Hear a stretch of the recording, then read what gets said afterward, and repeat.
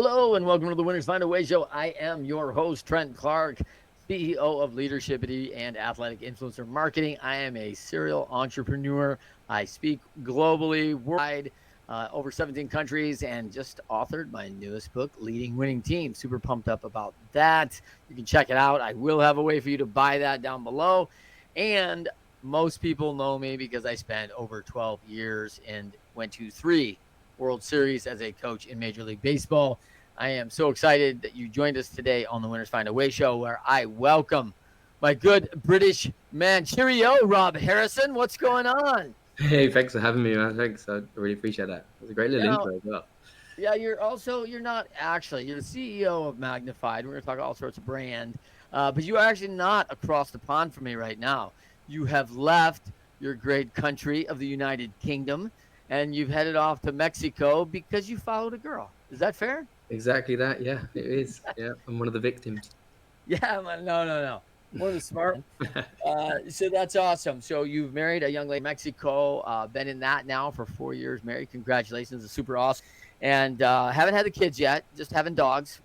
And you've developed this new brand, Magnified. You've done a bunch of things from, being aviation engineer over in the Royal Navy, over 12 years in the gig, coming back to the UK, looking at your dream job as an engineer.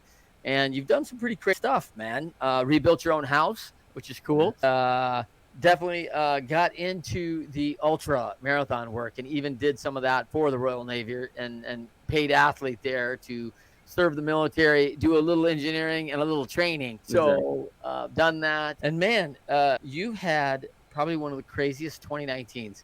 I mean, most people look back and go, it's almost like pre-Jesus now, man. It's like before Christ and after, right? It's like before pandemic and after. So you're 2019, before we go into the pandemic, you rebuild a house, you turn down your dream job, you leave the marry, you propose to your wife to be, you have to a new land and homeland in Mexico, and a Ironman. Is that right? All in the Exactly same that. year? Exactly that. That's it. The test was then. Yeah, just trying to go for my calendar, see if I could fill it up or not. That's it. Exactly. Yeah, there's always a day spare. Well, if there was a day spare, it was getting filled. It's impressive that you actually maintain a relationship through all that. Yeah. Well, I think that's where the relationship goes from being remote, and I think from having that distance relationship and having time to concentrate on certain things, and then having the time with my partner. Definitely think it was that was definitely a big part of it as well. Yeah. So, engineer by trade, I got to ask you, man, Magnified is, tell us a little about exactly what Magnified does. So we are a fully outsourced sales agency for coaches and agencies around the world, and our main role within those companies as well, when we come in as a remote team, is to just help with their systems, help with their sales processes, and complete basically the entrepreneur who's trying to do it themselves, trying to hats, for us to come in and completely turn it around, increasing bottom line value, closing percentages, and also making sure it's a smooth journey from their leads coming in to turn them into clients. Excellent. And the Magnified Academy you have now, which is super exciting. That's a new venture of yours. What is who's going to qualify for the Magnified Academy? So the Magnified Academy is for anyone who's looking to take up a role in as a sales closer, okay, a remote sales closer as well. Do basically what I've been doing abroad for teams all over the world, and or also people who want to improve their sales skills. And the other side of things is there's a lot of people out there as well that possibly can't take on the outsourced sales team, but they want to be able to improve their sales skills as well within their businesses, or even the coaches or the clients with, for them to improve on their sales skills as well. That's awesome. And I tell you, when we think about entrepreneurs, and a lot of coaches like me, we have a coaching academy, right? We have a group that works with a lot of business owners, and one of the first challenges of most business owners is getting sales right. Like we are, inefficient. We are battling the right scripts. We hiring the wrong people. Like you name it, man. Sales feels like pushing a boulder uphill for a lot of entrepreneurial ventures. And of course, most people, as you know, as owners, I like to say in our business, right? There's very few entrepreneurs and owners that went to school for leadership and coaching. Yeah. And now I've got this team of 35, 200, and I got to do a lot of leading and I didn't really get trained for that, right? Because I have a law degree or I have a, marketing degree or whatever I have, right? So now very few universities offer much for sales. So sales like, man, I talked to my good buddy Matthew Pop, who wrote The Introvert's Edge on sales, why introverts make the best salespeople. And man, he like teaching himself on YouTube from probably Yeah. Rob Harrison's YouTube or his academy, right? Like, I don't know where he got it, but like he's Exactly. out just practice, practice, practice, reps, reps. And I mean, most people won't put in the time. That's it, and that's what it's about. It's like from my journey into sales from being in the military as an engineer. It is. There was no there was no part of my courses that taught me how to sell, and for me, when I got involved in it, it was something that kind of became the addiction. And for me, it was jumping in 100%, understanding it, and understanding everything else around the pitch. Okay, it's not the pitch is only part of it, and the main part of the sale is understanding your buyer, understanding why they're buying. Okay, who they are, what they're coming in for this for. Okay, and from that's the kind of bit that really got me excited and understanding like, okay, there's a whole bigger picture to this, Yeah. and it was incredible. It was an amazing journey. Well, maybe by going over your Vita there, and maybe not, that you're a pretty soft spoken guy, pretty level headed bloke, right? And you're just, saying, what most people don't know about you is you're an all or nothing guy. Like once you go in, it's Yeah, all in. It's not put my toe in the water and maybe I'm thinking about getting in. Like you're in, man. exactly. And people don't always get that about you. How do you think ultra marathoner, like, how do you think they miss that about you? Well, I think it is more of the way that way I am, the way I do come across as that sort of chilled out lifestyle, but there is that whole thing I do as well. I do have the difference between my social life and my work life or my whatever I'm concentrating on at the time. That happens. I'm not kind of person that would have to sort of show the world that what everything that I'm doing. Like if I'm up at 4:30, 5 o'clock in the morning to train, okay, that's intrinsically for me. That's for me to do that, and for me to show that I don't need to show everybody what I'm doing. Then they see Yeah. me in the evenings and the afternoons. It's completely different to probably what I've probably put in throughout the day. Yeah, I really appreciate that you're not living your entire life on Instagram. Thank Yeah, you. Thank you for not posting that 4:05 workout this morning. I just want to thank you in advance. lovely. But it's true. I think that what people have somewhat expect, and that uh transparent about everything we do in our lives, and the external doesn't always match the internal wiring. Like, Hmm. listen, a lot of people, and I think this is the big value now of assessments, right? From you name it, all the assessments out there, right? There's so many now with DISC and Myers Briggs, and you just go on and on. And I love a lot of them. And, I like the utilization because I have identified a ton of fabulous leaders, and people are judging by just external communication sometimes or lack of. Hmm. And like, well, we just don't see the enthusiasm out of, Judith. And I don't know if she's going to manage this kind of intensity. And I'm like, oh, I don't know if you know this about Judith, but she raised her three little brothers on her own. She's been just a tomcat and killed and maimed for other people in her life, like more than once. I mean, this person is absolutely fierce, and they don't see it, right? So they don't think it exists internally because externally it doesn't necessarily show in the office pool from 9 to 5. What have you found about that, brother? It's one of those sort of areas where, like, I think I saw it from my mum more than anyone. Like when I was being born, my dad was away as well. He was away a lot, and my mum's job was to bring up two young boys and run her businesses as well in the background, and that was her thing. That was what she had to do. But she also still had to give us the life of kids growing up and everything else in the background. But at the same time, making sure that she's successful to put sort of food on our plates and the roof over our head, and it was yeah. So I saw a lot, and I think I learned a lot for what I do now from that. Yeah, I mean, take me back to 16-year-old Rob. Take me back, like, did Rob, like, did you see yourself like, oh, you know what I'm gonna do? I'm gonna be like, late, 20s, early 30s. I'm gonna move to Mexico, be on a little siesta at Mhm. Playa del Carmen, start a little company on my own. I mean, you clearly had a personal drive, father in military. You went to the Royal Navy pretty quickly, Mhm. developed a bunch of skills in the aviation, engineering, aeronautical engineering. And walk us through a little bit about that, about what 16-year-old Rob is the same as today's Rob? It's I think like planning like my life was planned quite young. I I idolized my dad. Incredible the life he lived, and when we went away on vacations and went to different places, we got to spend some quality time together because he was away for most of the year with the Navy.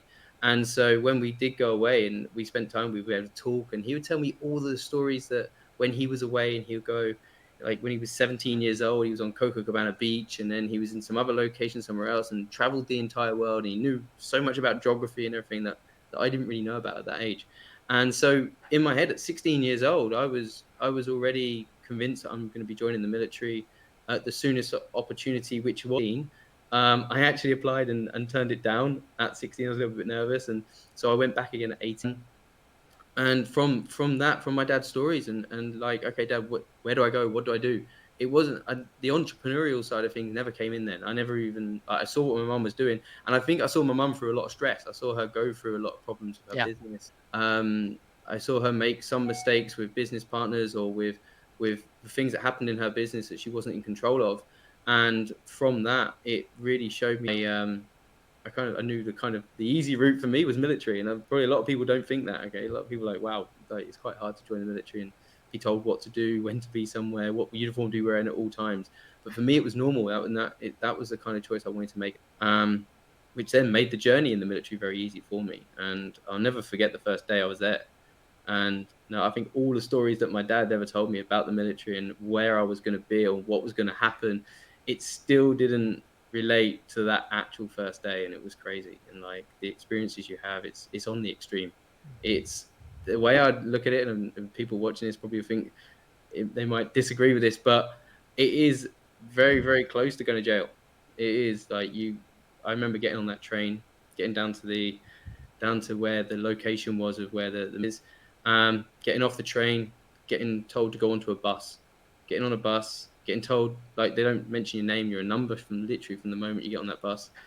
You go and you go down this big long road which has barbed wire all the way along it, and then you turn left into the gate which has barbed wire everywhere, two armed guards, and you go in, and that's it. That's the moment it starts, and they get you out of the bus. You put your bag down. You don't see it for the rest of the day, and then they're there. They're straight on you, and the tests are coming in, and they shave your head straight away. All that sort of stuff with the military, you don't realize it is quite like a jail sort of. And I'm like, well, what have I done wrong to do this? Like, Yeah. and then you really got to change your mindset in that. It was crazy. Yeah, so from the get most, I mean, the from the outside looking in, it's definitely break you down right away and realize that, hey, we're going to be doing it our way. You Hmm. probably don't have an opinion anymore, Totally. and if you do, you won't like the result of, yeah, of having an opinion. You're sponging up the learning, right? Yeah. And quite frankly, they're making it hard enough and busy enough that you don't really have a lot of time to think about what's happening. It's just happening. Exactly. It's Yeah. almost happening to you, not for you. Yeah. Yeah. It is. It's very very quick. I think the Yep. first thing I learned when I joined was well, actually, within the first couple of weeks of basic training, it's very quickly you realize, okay, the decisions aren't mine. There's no decision here that's mine. I just need to be in the right location at the right time in the right uniform. You do that, everything's pretty smooth because they will hold your hand through it. They will take you through it because you're learning, you're training. Just as long as you do those tasks every single time, then you're in the right place. And I think then efficiency then is built into you very very early in in the military for that. Love it. All right, so let's talk about one of those stories that a lot of people. I love the quote on the Winners Find a Way show. Winners, when shown data that they are losing, find a way to win. Take us back to one of these trials along your route where you're deciding, like, hey, you got to make some tough decisions here, and you're thinking, "Hey, this is a good idea," and yet the data's not really coming in, and this is working out so well, right? And so you're thinking like, "What am I gonna do? How am I gonna turn it around?" And walk us through a little bit of that challenge and one of the many things that you've likely faced along your journey. And it's still a young journey, Rob. I mean, you're but already 12 years in the military, so you're now what? Close to 35 now when you got out?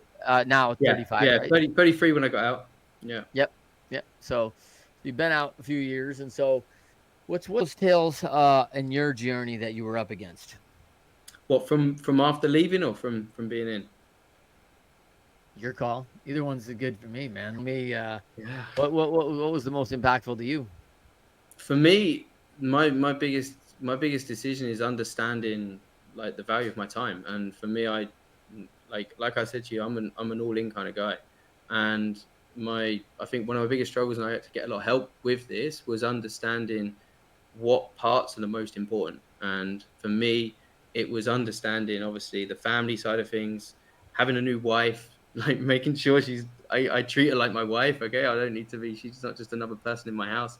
I had to make sure that obviously I need to treat my wife who she's going to be with me hopefully for the foreseeable. And I want to make sure that she's happy. So that Yeah. was a big one for me. And it was something like it used to, before that, the whole military life, the whole 12 years of being in, living on my own. I moved house when I was young, so I was in the military. So it was only myself I had to really look out for. Now I'm in a position where I had to think about people, and I really did have to make sure. And from doing all the other stuff that I try and cram in and do everything in my life, I do have to make sure that that time is also spent on quality for myself, my partner, and my parents and my family. And that was my biggest struggle. I think that was for me was understanding what to put in and what I needed to do, and not overwhelm myself with trying to push other things aside. Even like a vacation, as you know, with a business owner, vacations don't normally turn up in your first couple of years. Yeah. Christmas is a very short period of time. Easter doesn't Yeah. even exist, and so you need to think like, okay, what is the right and like, okay, for other people who aren't entrepreneurs who are in your family, my wife and my family aren't okay, and my mum now and my dad are retired, so they want the time. So for when they come and visit me out here in Mexico, that's quality time, and I really had to try to switch off. And that's when the team comes in. That's when building everything out, and that for me was the most stressful point of knowing that I need to step back from my business to make sure I give the quality time to the people around me. Yeah, I That mean, was one of the the bit. things, and this is an interesting thing I'd like you to break down for me, because a lot of people learn prioritization from the military, which I Mhm. don't know if it's learned. It's certainly told, this is what you should prioritize, right? Like Yeah. this. And by the way, if you don't prioritize these things, bed made properly, dress in the right clothes, like there is a punishment for your lack of, attention to detail and following our priorities for you. Mhm. But I will say some of that is that it's their priorities for us. So now you're on your own and it's, oh, Rob's got to prioritize. It's not, someone Mhm. else isn't going to prioritize it for you. Yeah, you're right. And you have a lot of decisions to make as a business owner about where you could spend your time, because it's endless the places you could spend your time as an owner, right? So Exactly. how do you navigate that first couple years of now you being that decision maker? Yeah, that's actually a really good one because I definitely noticed it when you can actually say I've had two marriages in my life, and one of them lasted 12 years, Mhm. and because of that, I married the military because that was everything, and I always volunteered for every operational task in. I volunteered for all the exercises, anything that we could do to get me away and go abroad, and so I'll jump on the ship and then I'll go with the aircraft or go wherever what we're doing. And so everything was planned out. I just had to just go along with it and make sure I was in the right place at the right time. So for me, until I left the military, that was when you're like, okay, there you go. You got an empty field in front of you. No one's going to wake you up in the morning. No Yep. one's going to be there. No one's going to be telling you what to do. And again, no one's going to be there paying my wages either because now I'm only as good as what I'm earning for myself. And so you have to really, yeah, the prioritization. You really have to think back on what there is and what you're doing. And as you know, with many tasks in the business, you don't enjoy all of them. And the Mm. military, it's just get in, get it done. It doesn't matter. Like we always talk about ourselves as being a full-time cleaner and a part-time engineer. Mm. because everything, as you know, in the military has to be cleaned. It has to be cleaned 10 times over, and it has to be cleaned even though it's clean. Okay, and that's just a part of the discipline, everything that happens in there. And so for us, we need to make sure that we were in there and we do it and we say yes, okay. But when you're running your own business and you think, well, I can just push that job to the side and I can probably do it on Friday afternoon and when it's a little bit quieter and get that sorted, and then Friday afternoon comes along and then you've got all the other jobs that you put to the side on the Friday afternoon that are not going to be able to happen, then you're like, okay, now what do I need to do? Then okay, I either get this done or I get somebody in that can do it for me. And that's a bit the prioritization that came in, was building a team. Yeah, it's so easy. It's so easy to do the easy, what I like, or the urgent as opposed to Mhm. the important, right? Yeah. Like it's like, oh, this has to get done, and like, oh, that's really important. But man, I'd really cross something off my list if I did something I really liked. It's Yeah, like, exactly. oh, how's that working out?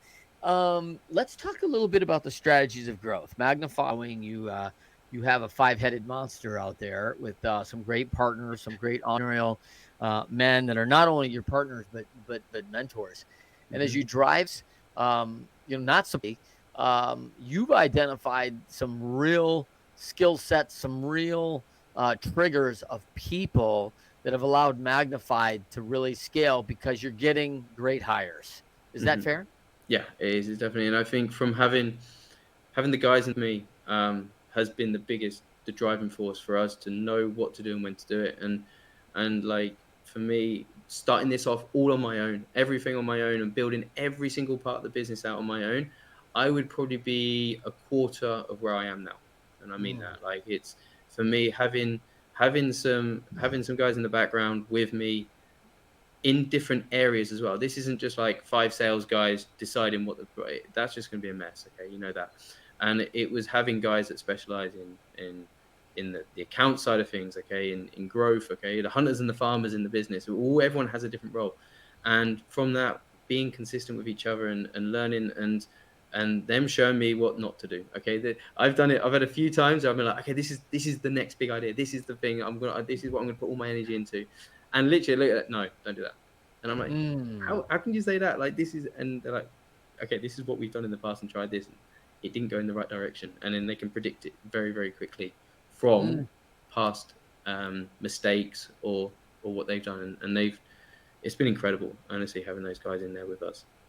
So why don't you give us one quick, maybe, I know we're not in the academy, but maybe one quick tip that Magnified gets and utilizes to identify and recruit a great new hire. What's something we as business owners should be thinking about in identifying or recruiting a top first round draft choice? The main thing that I can see that for what we do when we're recruiting new people is is having a four-stage process. Okay, we have a four-stage process with four different interviews. Okay, the guys come through and they have an intro. Okay, there's an intro which is great. Then there's different tactics and different areas of what we talk to people about. And because we've got enough people in the company that can see it in different views. Okay, it's not just one guy with his only one outlook on it. Then we have a full meeting afterwards to understand, okay, from what we had on those meetings, what were the biggest traits and the biggest sort of pros and cons for that person coming in and what they can do. And I think now we've had three people come into our company that have come into a certain role, but we've actually given them a different role, knowing that their attributes could be helped in a different area from what they've done, and it's only because of the job they had before they've probably applied for the job that we put out, but actually because we're building as a company, we've got other areas that we're looking for, and it's been incredible for us to build people in there, and it's been amazing for us to do that and then have them in there to help us make those decisions as well. Love it. Tell me quickly about that's a great, by the way, it's a superpower on a strategy of growth. Like so few teams really know how to get the right people and even better, identify great people and put them in a better seat than maybe even what they applied for. I think that's a great so we'll keep that four stage process in mind for hiring people. And then one of the challenges of strategy which of the old African sharp spear, dull handle. Like you guys have created measured and improving process. You've created sales and marketing strategies for companies like mine, companies all over the world. And in your own company, this is like the shoemaker's kids don't have any shoes. This is not something you've spent a lot of time building your scalable and winning strategy for Magnified. That's it. It has been. It's been a journey where we all of our clients, we have weekly meetings to show them how to grow, how to show themselves out there, and to be able to advertise in the right ways, saying the right things, even the sort of everything they get from introductions of new leads coming in for their DM process, everything way through to booking in the calls. And we've never actually put that process properly in place for our company yet. We've been very lucky that word of mouth has helped us get new. Um, but we've now the growth strategy for us is like most of our energy is now going towards advertisement, appointment setters, finding the getting the right people in the business to be able to help us be seen more. But we're in that position where we're massively helping all of our clients in growth and taking them from we've sort of 10x quite a few companies that we've come in on and helped them with everything in their background, but then yeah, it's the bit you miss yourself. It's crazy that we haven't actually executed that yet. What would you say? I mean, you're in industry. I'm a LinkedIn guy. I have a lot of followers there, and I mean, people come out of the woodwork and hit folks up like me, especially in your area. There is a lot of noise about your specialty in the market. How do you at Magnified differentiate yourself? And this is, by the way, for anyone out there, and we're all there, because if you're a plumbing house and you do plumbing, there's also 37 other plumbers in your town. And so why do they call you instead of calling someone else? Because anyone can quote unquote turn a wrench and reset a toilet and unclog a drain and install piping. Like, I don't want to downplay the commodity of plumbing, but the skill set is has been learned, and there's competitors. Yeah. You have competitors in the market, and the noise is loud, Rob. I mean, it is loud. Mhm. How does Magnified separate themselves from others? The thing that we get told time and time again by all of our clients, the biggest thing that we do is we get fully immersed in their business. Okay, we understand them inside and out, so we become their subject matter expert. We're their representatives. We're not there just to put a few sales words in and to try and get a client over the line. We use obviously sales skills to be able to get the right sale in on that first time call, but at the same time we want to be seen as a subject matter expert within that industry, within that company, that we've been there for years. And that's what they love. And when we come in and we have the onboarding process for one of our clients, they can't believe how much that we ask about their business and go into their business. And especially the coaches that we work with. And I'm like, okay, great. Well, give me a coaching platform. I'm in. I'm a client of yours now for the next foreseeable, whatever it needs to be. I want to understand exactly what they're getting, how they're getting it, what the onboarding process is, how every single one of your clients is enjoying the program. Because if I'm not doing it and I'm not enjoying it and I'm not, you can't really. And this is something that I tell all my sales team, you can't sell something you don't use or you don't enjoy. Okay, and our sales team are great because every single one of our team that sell for nutrition and fitness coaches have a nutrition and fitness background. Everyone who's involved in selling our real investor coaches have a real estate investment background. And so it's great. They can then get involved and they know the program straight away. They can know exactly what's going to happen. And then from there, have everything set up. And it works really well. And then from that, having strategies with the clients each week and understanding how we can increase bottom line value, how we can increase their closing percentage just by what they do as a smooth transition from lead, from even just a yeah potential lead coming a client and booked in on our calendar. Love it. Let's come back to the other really, and you have a number of them, but let's go to another 16 strategy of growth, and another superpower of yours is you're very good at measured and improving processes. You get into processes and can easily get KPIs around that all of a sudden becomes very repeatable, um, sustainable. Like when processes repeat themselves again and again and again, the results become predictable, right? And so, walk me through how you develop that from your team standpoint. So yeah, with the process side of things, it was all it's back in the day when this started out, and it was just that understanding of okay, what's going to be more efficient. There was a of copy paste manual work involved, long nights, just trying to figure it out. And I think as soon as we came across putting the system in place, okay, but then having the right people that can run the system. We did have a couple of people that started with us who were like, yeah, I've got background in this side of things, but it wasn't. It was this was new. This is a whole new system. This isn't something that we can just copy from somebody else. This wasn't even done. Okay, having a different way of being able to get all the automations, the workflows, everything through for the process for someone booking in to then come in into the call and everything like that. Okay, they needed to have all the messages sent to them. It needed to be personalized. It needed to be on a level which is going to make them excited to get on the call. Okay, just having a robot there in the background is not going to work. So we had to work out that system that was in there. And for us, putting those processes in place and just going over it again and again and working out what works and what doesn't work. Okay, there's a lot of trial and error. There's a lot of hours that went into it, and I think that's the engineering background for me. I love the build work of, all right, maybe I haven't got my hands on an engine, or I'm not there working on the aerodynamics or anything like that of an aircraft, but it's exactly the same processes and mindset and thought process that goes into building a CRM or building a full workflow, which is exactly the same as engineering, and that's what I think just keeps me going and keeps me excited. Well, I think let's talk quickly about those folks who've like, hey, I learned how to scale to a $50,000 revenue a month, and I've had systems for that, and now you need to take this group to $250,000 a month, Mm-hmm. right? And they're not ready to learn that there's going to have to be a new process. They're not ready to accept because, hey, well, I've always done it this way.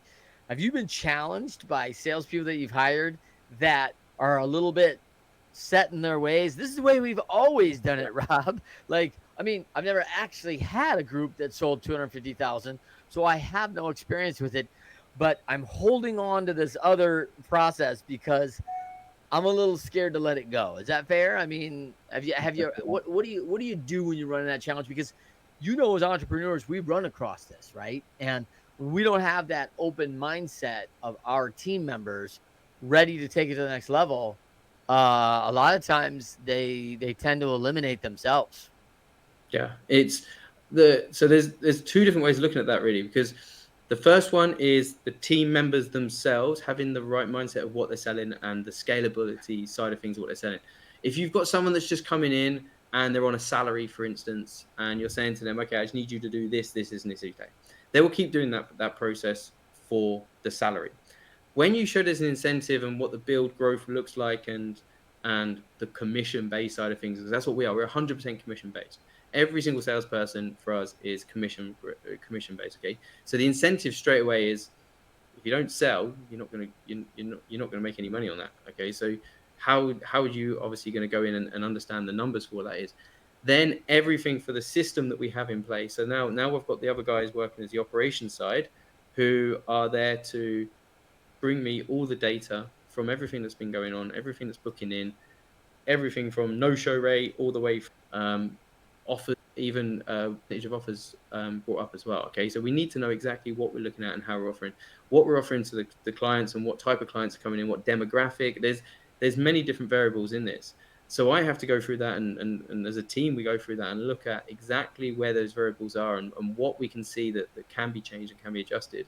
And then from that, that's where we then show, okay, here's the data. This is what we need. Okay, this is exactly where we need to be to go to this level. If we hit this level, then we've got incentives to work on. We've got both hit, especially in the sales team. It's like bonuses is what everyone loves to see. Everybody loves to see it. But when you've got an operations team, okay, operations is great. They make it work. Okay, and they make it go well. But having the data, which can be extracted, and we can show that it's obvious. If the data is showing that we can improve this, if we increase a lead generation just by 10% of getting in the same, or change just a couple of messages that get sent through, we can completely change the game. And I did literally last week we had the same thing. One of my clients was telling me, we're looking at the no-show rate was going up and up and up over the last sort of 3 months, and we're over 30% no-show rate, which is not right for what. We changed the message, literally changed the message into a question with an acknowledgement about price. and we reduced the no show rate right down to around 12%, and we increased the revenue by 25%. Wow. And it was just on one little change. And those sort of things came because of data, because of what we saw. Yeah. So if there's a lot of people out there right now, Rob, and their analysis paralysis, they're getting stuck harder. It's more expensive, and oh man, I don't know if I'm going to do this. And my gone up. My cost of goods services are going up. I'm not making more money, and I'm working harder than ever. What do you tell a group that says they can't afford you, that we're not going to be able to keep growing? What do you tell people in that category that's struggling right now? What would you say to them?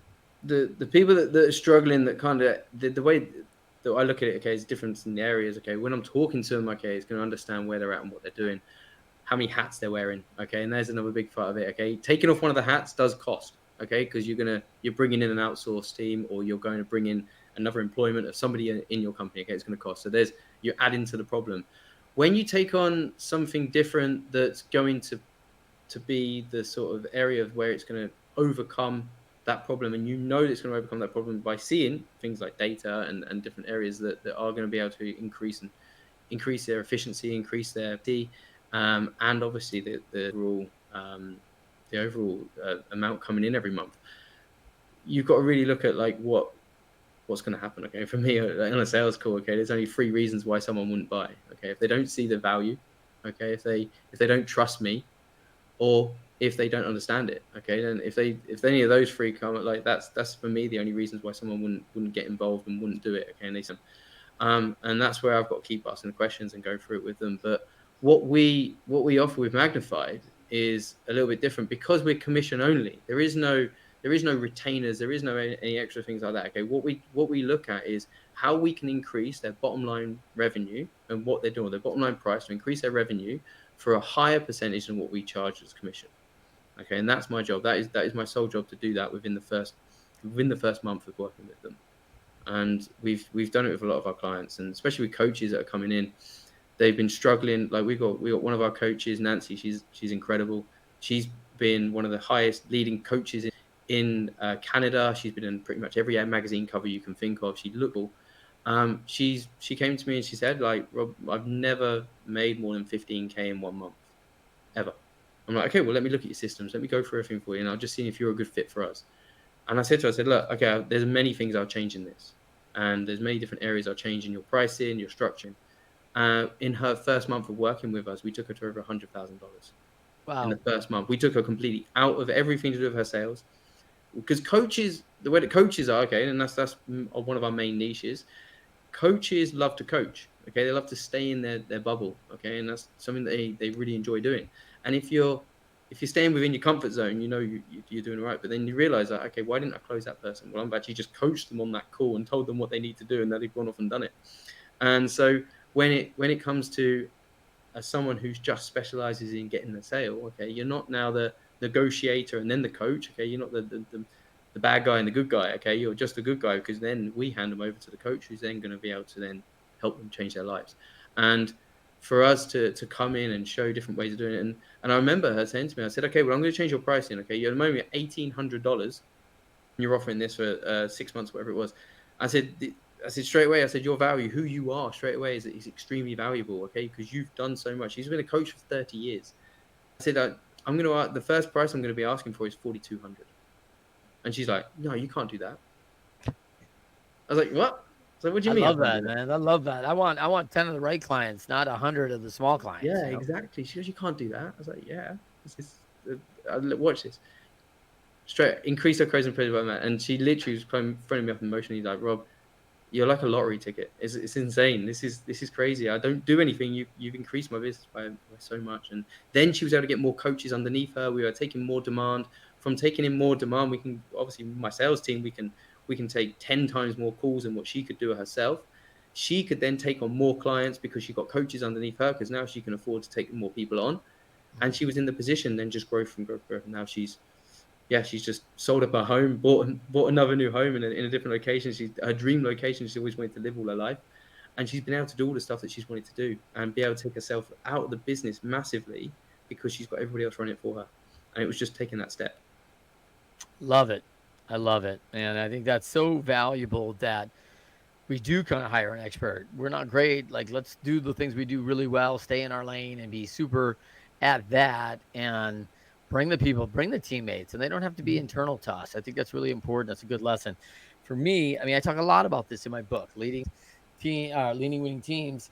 And it's man, it's a super big challenge for people to understand that I can be the best I can be. And other people can run circles around me in this. I am not going to be great at everything. And I like your vulnerability about, hey, there's 16 strategies of growth, Yeah. and you've got like 6 or 7 we talked about that you're killing it. Like, you guys are just on your way and doing these things. And there's areas we still need work. And talking about one of the areas that actually you excel in for others but don't excel in internally. I love that vulnerability. Like, that's the reality of the deal.